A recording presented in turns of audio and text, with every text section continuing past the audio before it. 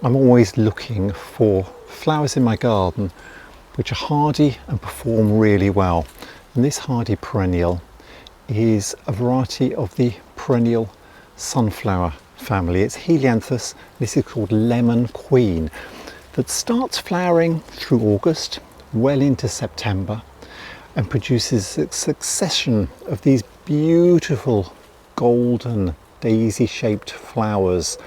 They open flower after flower after flower, giving you weeks of beautiful performance.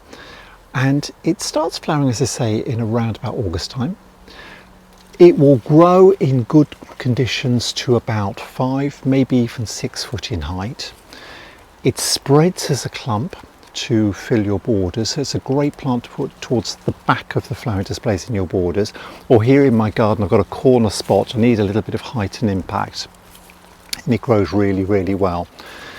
In the winter, it just dies down to ground level, grows up in the spring, puts on a lovely thicket of growth through the summer months, and as we move through August, the first flowers will start to open. And being a lovely single open flower, it brings in the bees.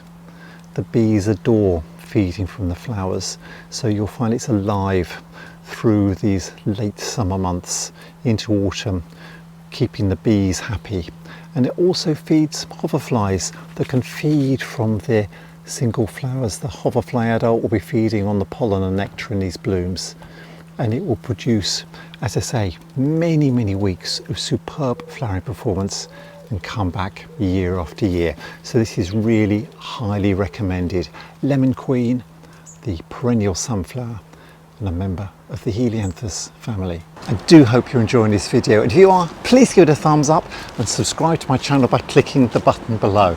There's plenty more inspiring videos on my channel, Adam's Gardening Guides. Thank you.